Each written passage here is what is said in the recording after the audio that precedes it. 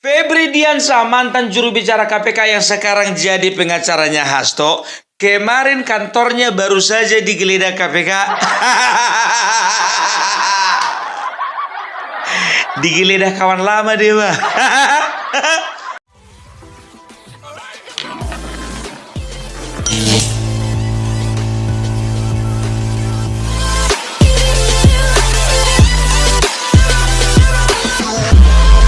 Assalamualaikum warahmatullahi wabarakatuh. Selamat siang teman-teman. Semoga teman-teman selalu diberikan kesehatan, dimudahkan segala urusan dan dilancarkan rezekinya. Amin. Dan selamat menjalankan ibadah puasa bagi yang menjalankan. Oke teman-teman, mari kita langsung saja melihat video reaction dari Bang Opung Parvilak. Seperti apa keseruannya yang di Febri Diansah, mantan juru bicara KPK yang sekarang jadi pengacaranya Hasto, kemarin kantornya baru saja digeledah KPK. Digeledah kawan lama dia, Pak. Kawan lama menggeledah. Itulah kau Febri, kau nggak bisa kau jaga hubungan baik dengan kawan lama. Jaga silaturahmi, minimal adakan reuni. Ini enggak begitu keluar kau dari KPK, mau kau serang lagi KPK. Ujung-ujungnya kau digeledah KPK. Anda kembali menyaksikan Apa Kabar Indonesia Malam. Pemirsa, kantor hukum Visi Law Office yang didirikan aktivis anti korupsi Febri Diansah di Pondok Indah, Jakarta Selatan digeledah oleh KPK pada Rabu sore. Penggeledahan dilakukan setelah penyidik selesai memeriksa Rasa Malari Tonang, mantan Kepala Bagian Perancangan Peraturan dan Produk Hukum KPK, sebagai saksi terkait tindak pidana pencucian uang mantan Menteri Pertanian Syahrul Yassin Limpo. Rasa Mala yang turut hadir dalam proses penggeledahan ini merupakan partner dari kantor Visi Law.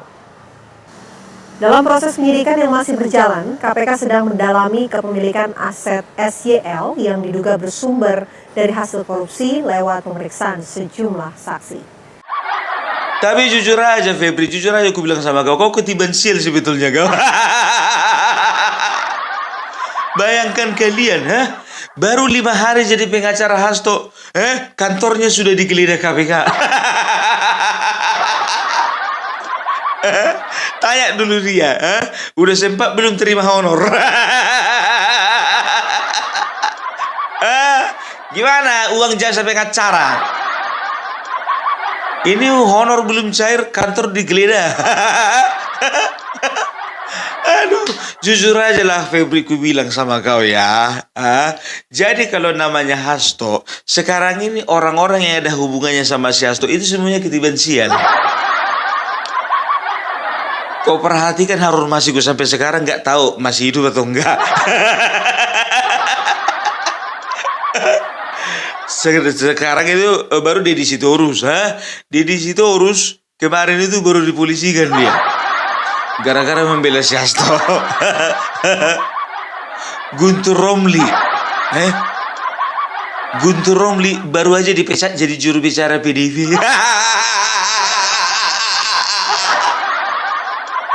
Kemarin Guntur Romli, biar tahu kalian, di acara Rakyat Bersuara, biasanya kan kalau misalnya lagi nampil, lagi ngomong, dia kan di bawahnya itu kan ada teks ya kan, Guntur Romli, ya kan, juru bicara PDIP. Sekarang udah nggak lagi, ya kan, Guntur Romli, politisi PDIP. Semenjak dipecat dia jadi juru bicara, udah nggak nongol lagi tulisan bawahnya juru bicara PDIP. Cuman politisi. Itulah kau, ya kan, kualat kau. Kemarin kau pula Guntur Romli ditantang sama Bapak Sudarsono kau untuk sumpah pocong, nggak berani kau. Ditantang si Guntur Romli sama Pak Sudarsono sumpah pocong, nggak berani dia.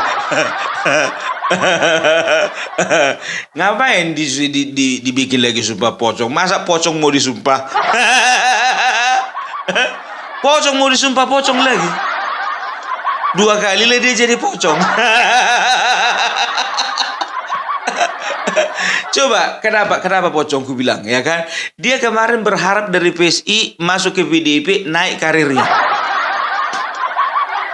Dari PSI keluar dia gara-gara apa? Dibilangnya, saya nggak setuju dengan PSI karena PSI sudah merapat ke Bapak Prabowo. Begitu masuk dia ke PDIP, bukannya naik karirnya. Tetapnya mati.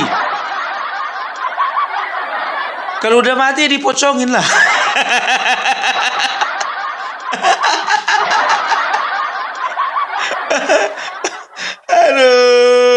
Aduh, Guntur Romli. Jadi kemarin jujur aja gue bilang, ketika PDIP lagi lobby sama Bapak Prabowo, dia diam aja. Butuh juga ya kau. Yalah. Banyak kali gayamu, alasanmu aja kemarin keluar gara-gara PSI mendekat kepada Bapak Prabowo. Bilang aja kau mau mencari tempat kapal yang lebih besar. Ngapain kau loncat ke kapal yang lebih besar kalau ujung-ujungnya kapal itu tenggelam? Lebih bagus kau naik perahu.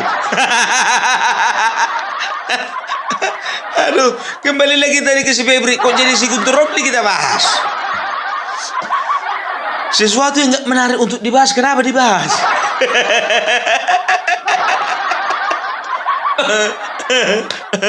Aduh ya. Jadi begini ya. Jadi si Febri Diansyah ini ya, jangan sampai kalian salah. Ini banyak menggoreng-goreng ini ya. Febri Diansyah kantornya diperiksa KPK bukan gara-gara dia membela Hasto, tapi ya ada kaitannya dengan permasalahan atau kasus yang dihadapi oleh SYL, Syahrul Yassin Limpo. Siapa itu? Mantan Menteri Pertanian zaman Bapak Joko Widodo yang melakukan pemerasan terhadap anak buahnya dan juga melakukan tindakan korupsi dan juga melakukan tindakan pidana pencucian uang. Kan begitu. Nah, sekarang ya, Febri Diansyah kenapa diperiksa KPK? Ya, kenapa kantornya digeledah KPK? Karena kemarin ya Febri Diansyah bersama dengan teman-temannya, bersama dengan timnya menerima uang ya. Pertama 800 juta untuk penyelidikan dan 3,1 miliar untuk penyidikan ya. Jadi totalnya itu ada sekitar 3,9 miliar. Kan begitu. Nah, dicurigai KPK bahwasanya uang itu adalah merupakan hasil dari korupsi atau hasil dari pemerasan dan juga hasil dari tindakan pidana pencucian uang. Mantan pengacara ex-Mentan Syahrul Yassin Limpo, Febri Diansyah mengaku menerima dana sebesar 3,9 miliar rupiah ketika mendampingi perkara SYL. Uang itu diterima Febri untuk pendampingan selama proses penyelidikan hingga penyidikan. Hal itu disampaikan Febri dalam sidang terdakwa SYL di Pengadilan Tipikor Jakarta pada Senin 3 Juni 2024. Mulanya, jaksa menanyakan uang yang diterima Febri dan timnya saat menangani perkara tersebut. Febri menjabarkan 800 juta rupiah diterimanya di tahap penyelidikan dan 3,1 miliar rupiah di tahap penyidikan. Mantan jubir KPK itu juga menyebut pembayaran tersebut dari uang pribadi SYL dan bukan dari Kementan. Makanya sejak awal ketika saya berkomunikasi dengan Pak Kasdi pada saat itu, dengan Pak SYL juga dan dengan Pak Hatta juga, itu kami sampaikan bahwa tidak ada dasar hukumnya kalau sumber honorarium tersebut dari anggaran Kementan. Dan karena persoalan ini adalah persoalan pribadi, maka kami menyampaikan sumbernya harus dari dana pribadi. Responnya pada saat itu, ya, sumbernya dari dana pribadi. Tidak cukup hanya dengan hal tersebut, kami juga membuatnya secara tertulis dalam perjanjian jasa hukum dan menegaskan di sana, itu salah satu prinsip integritas dalam pendampingan hukum, bahwa klien memastikan sumber pembayaran honorarium itu adalah dari sumber yang sah dan bukan merupakan hasil. Jadi kita harus bijak memilih dan memilah, bukan gara-gara masalahnya dia membela si Hasto. Kan begitu, kan seolah-olah kalau misalnya seperti itu kan seperti dipolitisasi, kan begitu.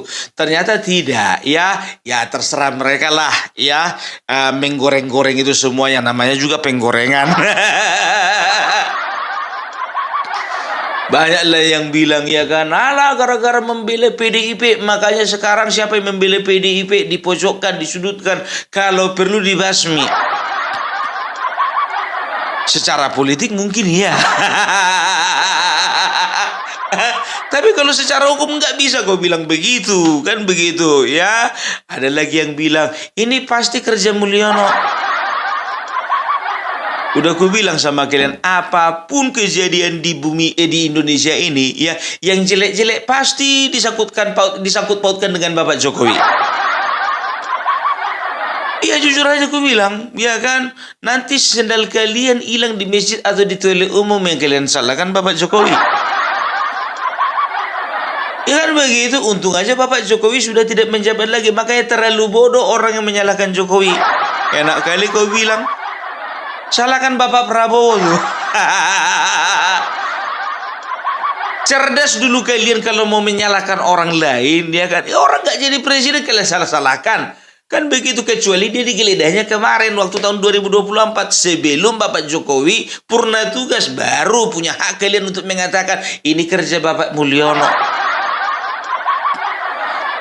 Itu dia. Febriansyah sendiri mengakui bahwasanya dia itu menerima uang dari Syahrul Yassin Limpo, bukan uang dari Kementerian Pertanian, tapi uang pribadi. Sekarang begini, ya kan, kalau ditanya sebetulnya, kalau misalnya kalau kau tanya contohnya sama si Syahrul, Pak ini uang siapa Pak? Uang saya.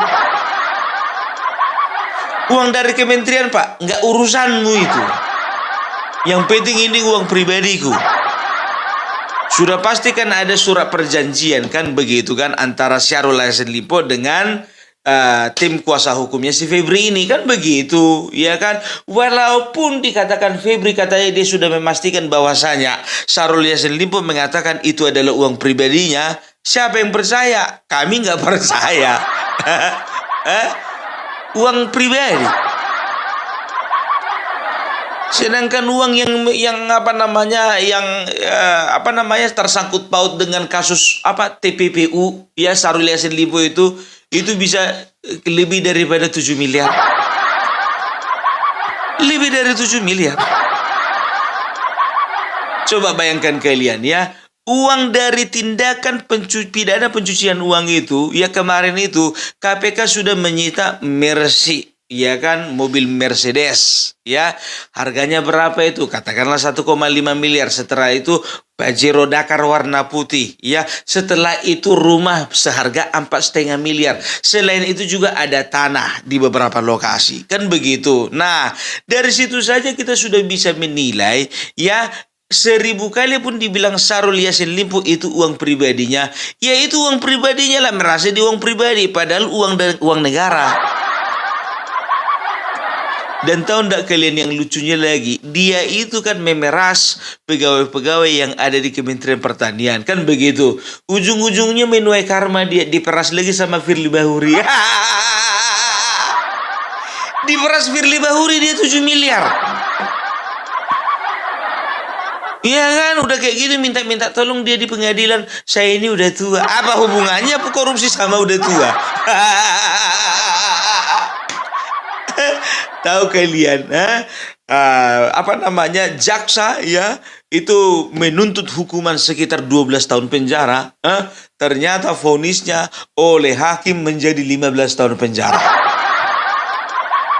Bayangkan kalian, hukumannya jadi lebih berat dan juga uang ganti ruginya juga juga semakin berat, 44,6 miliar kalau nggak salah. Nah, berarti apa fungsinya siapa ini si Febri Diansyah ini? Bukannya makin ringan hukumannya, makin berat. Makanya aku bilang, jujur aja aku bilang, bodoh kali orang tim kuasa hukumnya si Hasto ini. Diambil pengacara yang nggak pernah berhasil. Diambil pengacara yang nggak pernah menang. Terus kemarin kasusnya Sambo, bukannya menang dia. kalah juga. Jadi aku menilai begini jadinya ini menurutku ya. Jadi sebetulnya Febri ini ya sebetulnya kan sudah dibidik KPK ya, karena ada sangkut pautnya menerima dana ya, entah apapun judulnya itu, entah uang jasa kah itu, entah apa itu ya kan, sekitar 3,9 miliar ya. Sebetulnya KPK sudah mencium ya bahwasanya dana itu sebetulnya adalah dana dari hasil korupsi, kan begitu. Nah, Febri pun juga sudah tahu bahwasanya dia sedang dibidik KPK, kan begitu ya. Itu pada tahun kemarin loh, masih 2024, masih baru, masih fresh, kan begitu. Nah, sekarang ya dia sengaja bergabung ya di tim kuasanya Hasto, tim kuasa hukumnya Hasto, supaya apa? Supaya ya ketika nanti satu ketika dia digeledah KPK, diperiksa KPK, dipanggil KPK ya, jadi dia punya alasan bahwasanya dia sedang diburu KPK oleh karena kasus yang menimpa si Hasto. Jadi framingnya seperti itu gitu loh ya. Jadi bukan lagi karena bukan karena tindakan pidana pencucian uang yang dilakukan Syahrul Yassin Limpo. Dia menerima uang, bukan ya. Jadi masyarakat mau di-framing bahwasanya ketika saya membela Hasto, maka saya digeledah KPK. Udah terbaca permainanmu, kawan. Ya, dan juga menurut informasi yang bisa dipertanggungjawabkan ya, kalau misalnya ini apa namanya? Ini bisa dikatakan analogi sederhana. Bukan analogi sih.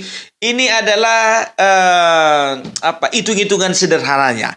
Kalau misalnya Febri Diansyah seorang diri digeledah KPK di kantor hukumnya, wajar kalau misalnya ya ada tanda-tanda bahwasanya ada intervensi orang-orang tertentu ya yang sedang menjegal dia, yang sedang membela si Hasto, kan begitu. Nah, sekarang bukan dia sendiri yang akan diperiksa KPK ya, tapi berikut teman-temannya. Siapa itu? Rasamala, kalau nggak salah namanya Rasamala Aritonang. Siapa itu Rasamala Aritonang? Itu temannya Febri, satu kantor, satu firma, kan begitu. Siapa dia lebih spesifiknya? Dia adalah mantan penyidik KPK. Satu lagi kena hajar. Udah ku bilang ya kan, orang yang dekat si Hasto bakalan sial ya, ketiban sial si Febri. Nah, sekarang ketiban sial lagi si Rasamala. Bayangkan kalian ya, kalau nggak salah ya, kantor hukum Visi ini didirikan oleh orang-orang yang aktif di ICW, Indonesian Corruption Watch ya, tahun 2020. Salah satunya adalah Febri, dan satu lagi kalau nggak salah siapa namanya, Donald atau tak siapa itu ya kan gitu ya.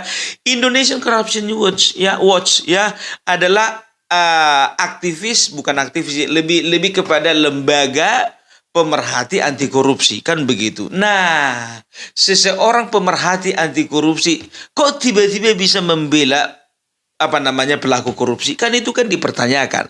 Ya, itu dia. Jadi tolong dulu kepada masyarakat, kepada rakyat ya, tolong jangan pernah terhasut dengan omongan, jangan pernah terhasut dengan framing-framing seperti ini. Karena apa? Ini framing-framing kampungan gitu loh ya. Jadi bisa dikatakan mungkin saja dia memperalat atau dia sedang menggunakan suasana ini, situasi ini, memperalat situasi untuk apa? Untuk masyarakat boleh menilai bahwasanya KPK memang betul-betul melakukan tindakan sesuai dengan pesanan, kan begitu. Ya, jadi udah jelas ya. Jadi kemarin ada yang nanya sama Pung Parbelak, Pung bahas dulu itu si Febri Diansyah itu digeledah KPK. Gue bilang sama kalian, kalau netizen Indonesia ini nggak bisa dilawan. Ya jujur aja, aku sebagai konten kreator kadang-kadang lebih banyak informasi ku dapat dari netizen. Dan bisa dikatakan 80% akurat. Akurat. Makanya sekarang itu jujur aja ku bilang ya, survei kalian, makanya zaman sekarang dukun itu kurang laku. Kalau zaman dulu orang hilang motor, hilang mobil, orang hilang istrinya pergi kemana, itu kan nanyanya ke dukun. Kalau sekarang nggak perlu, posting aja di media sosial. Makanya gue bilang, posting aja di media sosial ya. Kayak gitu temanku, istrinya lari. Iya kan? Lari istrinya biar tahu kalian, sehari dicari nggak dapat. 2 hari dicari nggak dapat. Kan begitu. Yang jadi masalahnya anaknya pun nggak dibawa, ditinggalkan sama suaminya. Suaminya kebingungan kan begitu. Iya kan? Ditunggu lagi dicari. Dipostingnya terus. Hari pertama posting, hari kedua posting, hari ketiga posting. Dipostingnya biar tahu kalian di Facebook. Hari keempat nggak sabar lagi dia, tahu kalian. Dipostingnya lah di marketplace jual beli online. Tahu kalian? Hari kelima pulang istrinya. Pulang.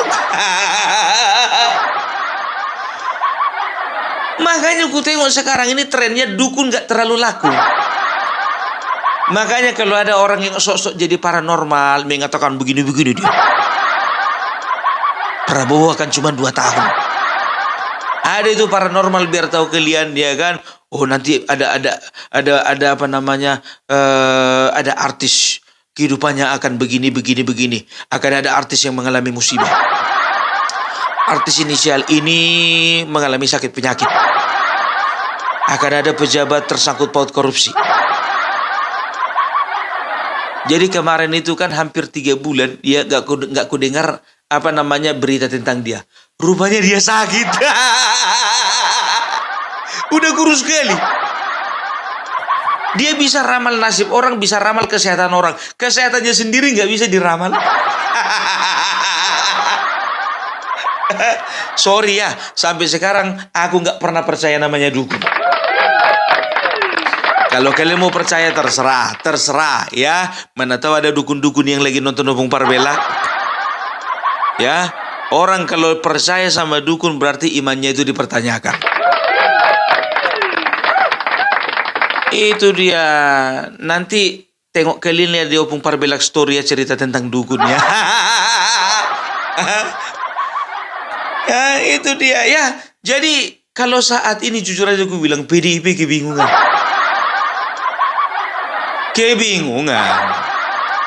Bisa saja PDIP tidak membaca langkah-langkahnya si Febri Adriansyah, kan begitu kan?